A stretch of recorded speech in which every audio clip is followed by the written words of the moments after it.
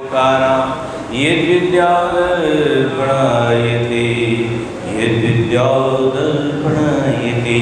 बोले महावीर स्वामी भगवान की, आचार्य कमंडलाचार्य महामंडराज की, रतनखंड श्रावकाचार्य महाग्रंथ की, जिनवाणी माता की। रतनखंड श्रावकाचार्य में पढ़ते समय हम सम्यक दर्शन के अंगों का विस्तृत अध्ययन कर रहे हैं। यहाँ पर अभी तक हमने 3 अंग पढ़े, निशंकित, निकांक्षित और कौन सा पढ़ा? अमूढ़ दृष्टि। आज चौथा अंग पढ़ेंगे, उपगूहन अंग। उपगूहन अंग का मोटा मोटा अर्थ होता है कि अपने जो साधर्मी बंधु हैं उनके दोष को छुपाना, उनके दोष को इस तरह उजागर नहीं करना जिससे कि हमारे जिन धर्म की हानि हो, हमारे बीच में इतना संकलित परिणाम, इतना द्वेष बढ़ जाए कि वो भवो तक साथ में चलता रहे। इसलिए आचार्य भगवान ने कहा, यदि सम्यक दृष्टि जीव बनना है तो आपको दोषों को भी ढकना होगा, सामने वाले की अच्छाइयों को देखना होगा, ना कि उनके दोषों को देखना होगा। इस संबंध में एक कथा कही गई, जिनभक्त, प्रसिद्ध जिनभक्त सेठ की कहानी है। बहुत अच्छी कहानी है कि पाटलिपुत्र नगर में एक सेठ रहते थे और महान जिनभक्त थे, सम्यक के धारक थे, धर्मात्माओं की बुरी की वृद्धि और दोषों का उन्मूलन करने के लिए प्रसिद्ध थे।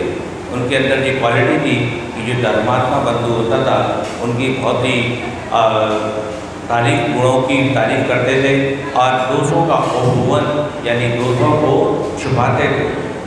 पुण्य के प्रताप से उनके पास बहुत वैभव संपन्नता, 7 मंजिला महल था और सबसे ऊपर भाग में उसने एक अद्भुत जिनालय बना रखा था। उसमें बहुमूल्य रत्न से बनाई हुई पार्श्वनाथ भगवान की मूर्ति थी। उसके ऊपर रत्न जड़े 3 छत्र थे, उसमें से एक नीलम रत्न बहुत ही कीमती था जो अंधेरे में भी चमकाता था। उसका एक चेतालय इतना सुंदर बना रखा था और भगवान की रत्नों की प्रतिमाएं और उसके ऊपर भी रत्नों के छत्र जिसमें नीलम रत्न लगे हुए थे और वो नीलम रत्न इतना बहुत कीमती था कि अंधेरे में भी उजाला कर देता था, इतना कीमती रत्न था।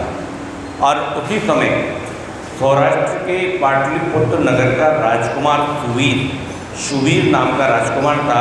वो कुछ संगतियों में पढ़कर और दुराचारी और चोर हो गया।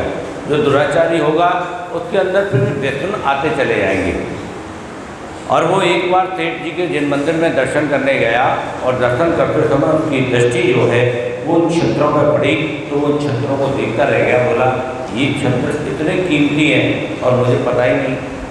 अब इनको उसके अंदर भाव उत्पन्न हो गए। देखिए, जब पाप कर्म का उदय होता है तो वो कहीं भी रुकता नहीं है।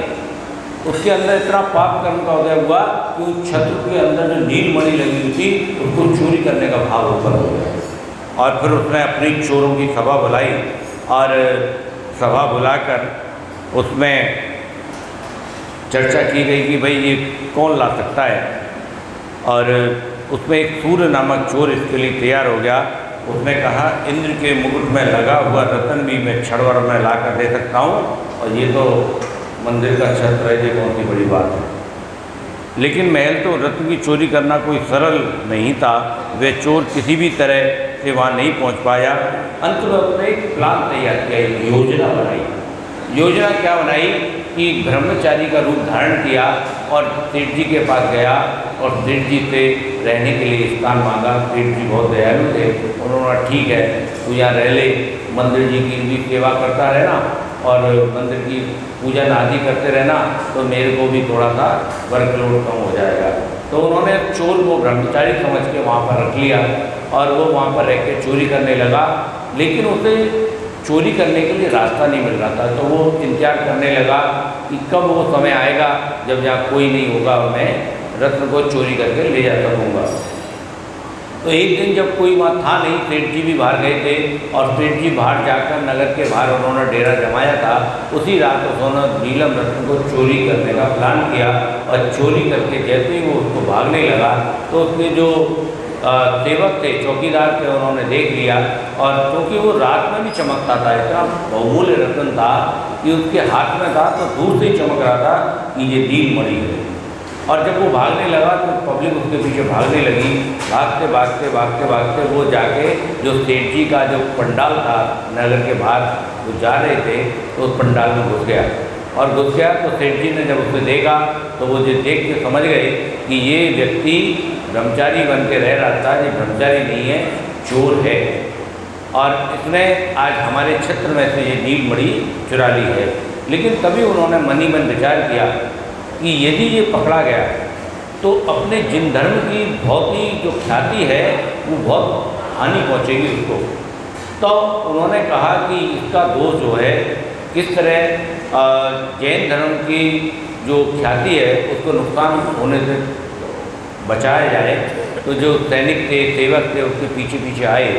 तो उन्होंने कहा महाराज सेठ जी, ये जो ब्रह्मचारी है ये ब्रह्मचारी नहीं है, ये ब्रह्मचारी के वेश में कोई लंपट चोर है। तो सेठ जी सारी बात समझ चुके थे। उन्होंने कहा भाई अब यहाँ पर उपभुवन अंग का वर्णन आता है, किस तरह उन्होंने जैन धर्म की रक्षा की कि देखो ये तुम लोग गलत समझ रहे हो, ये चोर नहीं है, ये तो मैंने ही इससे कहा था कि जो छत्र में मणि लगी हुई है उसको लेकर मेरे पास आ, मैं इसकी और मणियाँ लेकर आऊँगा। तो ये मेरे कहने पर वो मणि लेकर आया है, इसने कोई चोरी वोरी नहीं की है, इसलिए तुम सब लोग जाओ आराम करो और ये मेरे पास यही रहेगा। उसके बाद जब वो चला गया तो सेठ जी ने संबोधन किया चोर को कि तू कितना निर्दिष्ट कार्य किया है तूने, यदि तू इनके हाथ पड़ जाता तो तेरी कितनी दुर्दशा होती, कितना बुरा हाल होता तेरा, जीवन भर जेल में सड़ता, राजा की जेल में सड़ता, और जो पाप तूने किया है ये सीधे सातवें नरक में ले जाने वाला पाप किया है। तू कुछ तो सोचता क्या करने जा रहा है, क्या तूने कर दिया। उसको बहुत ही अपने में गिलानी होती है और वो बारंबार उस सेठ जी से क्षमा मांगता है कि हे सेठ जी, मैं बहुत ही क्षुद्र मस्तिष्क का मालिक हूँ और मेरे अंदर ऐसी दुर्भावना, ऐसी बुरी मति हो गई जिसके कारण मैंने ऐसा किया। मैं आपको वचन देता हूँ कि आगे से कभी भी चोरी नहीं करूँगा, चोरी छोड़कर सच्चा धर्मात्मा बनने का प्रयत्न करूँगा। सच में जैन धर्म महान है और आपके जैसे सम्यक दृष्टि जीवों को ही वह शोभा देता है। इस प्रकार उस सेठ ने उपभुवन गुण से, अपने अंदर जो उपभुवन गुण से धर्म की प्रभावना भी की, धर्म की रक्षा भी की और एक बहुत बड़ा जो धर्म की ख्याति को हानि पहुँचती। लोग कहते देखो कैसे होते हैं जैन धर्म के लोग, कैसे होते हैं जैन धर्म के पंडित, कैसे होते हैं जैन धर्म के ब्रह्मचारी लोग, जिस मंदिर में रहते हैं उसी मंदिर में चोरी करते हैं। ऐसे इस तरह की बातें नगर में होती तो हमारा धर्म की प्रभावना को हानि पहुंचती, चोर पहुंचती। तो वो सब कुछ उन्होंने किया और उस चोर को उस दुस्संगति से भी निकाल दिया। उसके अंदर जो चोरी का अवगुण था उसको भी त्यागने के लिए उनको प्रेरित किया और उसने इस उपगुण के कारण इस तरह की भावना भाई। तो ये कहानी हमें सिखाती है कि साधर्मी के प्रति किसी दोष के कारण धर्म की निंदा हो, ऐसा कोई भी कार्य नहीं करना चाहिए। यदि आपको ऐसा लगता है कि ये व्यक्ति कुछ गलत कर रहा है तो कभी भी भीड़ के बीच में उसको डांटो नहीं, फटकारो नहीं। पता लगा अगले दिन से उसने मंदिर आने बंद कर दिया और उसके जो भाव बने थे पूजन अभिषेक के, उसने सोचा मैं चलो डेली नहीं तो हफ्ते में एक दिन करूँगा। बेचारा हफ्ते में आया और उसने गलत ही गलत पकड़ लिया, एक हाथ से पकड़ लिया, उसके ऊपर चिल्ला पड़े, अरे क्या करते हो जी, कल नहीं है तुम्हारे अंदर, ऐसे पकड़ते हैं। इस तरह से उसका अपमान किया तो पता लगा अगले दिन से उसने मंदिर आना छोड़ दिया। या इस तरह की कोई भी बातें बाहर जाके हम करना कि वो व्यक्ति मंदिर में ऐसा करता है, मंदिर में वैसा करता है, इस तरह की क्रियाएं नहीं करनी चाहिए। एकांत में ले जाकर उससे बात करें, उसको समझाएं, उसका स्थितिकरण करें, उसको किसी भी तरह धर्म के मार्ग पर लेकर आए। और यदि प्रेम से किसी को बताया जाएगा, लॉजिक समझाया जाएगा तो वो उस चीज़ को समझ जाएगा। जैसे हम बहुत से पुजारी हैं, वो अभिषेक के बीच में चरण छूते हैं, उनसे मना करते हैं कि भाई नहीं करना चाहिए, तो उनको महाराज जी ने भी मना किया है क्योंकि हमारे हाथों से निरंतर कुछ ना कुछ ये स्किन इस तरह की है कि निरंतर इनमें से कुछ ना कुछ निकलता रहता है और वो गंदोदक में जाकर मिल जाता है। इसलिए हमें भगवान के चरण या तो अभिषेक से पहले छू लें या जब विराजमान करें तब उनको छू लें। अभिषेक के दौरान जब अभिषेक क्रियाएँ चल रही हैं या शांति धारा चल रही है, भगवान गीले में जल चढ़ा हुआ है तो वो जल तब गंधोदक में जाना है, तो उस समय तक हम भगवान के चरण स्पर्श ना करें। इस तरह हम सब लोग पुजारी गण बहुत ही अपने निर्मल मन के द्वारा इस पर विचार करेंगे और उसको मानेंगे। ये कहानी हमें सिखाती है कि ये किसी साधर्मी की किसी दोस्त के कारण धर्म की निंदा हो, ऐसा नहीं करना चाहिए। अपितु प्रेम पूर्वक समझाकर उससे वे दोष छुड़वा कर धर्मात्माओं के गुणों को मुक्त करके उसकी प्रशंसा द्वारा धर्म वृद्धि हो, ऐसा कार्य करना चाहिए।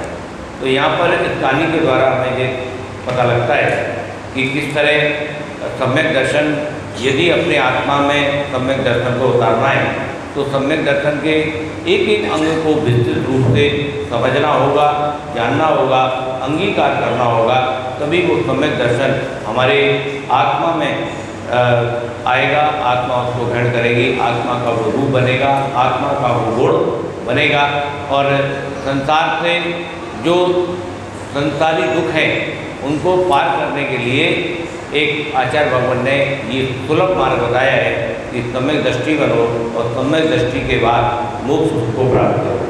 हमारे आचार्य भगवान ने यहाँ तक कहा कि भोग भूमि का सुख, 16वें स्वर्गों का सुख और जितने भी संसार में सुख हैं वो सारे सुखों को यदि मिला लिया जाए, चक्रवर्ती का सुख और उससे मोक्ष सुख की तुलना की जाए तो मोक्ष सुख के बाल अनंत वे भाग के बराबर, अनंत वे भाग के बराबर भी उसकी बराबरी नहीं कर सकता। इतना मोक्ष सुख में और लौकिक सुखों में अंतर बताया है हमारे आचार्य भगवान ने। इसलिए मोक्ष मार्ग पर चलने के लिए सम्यक दृष्टि होना आवश्यक है, सम्यक दर्शन के अंगों को धारण करना आवश्यक है। ये शास्त्र हमें अच्छे से बताता है। बोले शांतिनाथ भगवान की।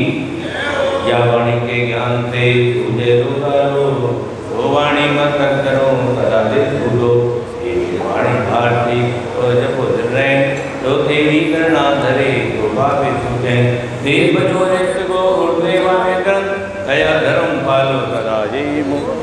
बोले जनवाणी माता की जय, धर्म की।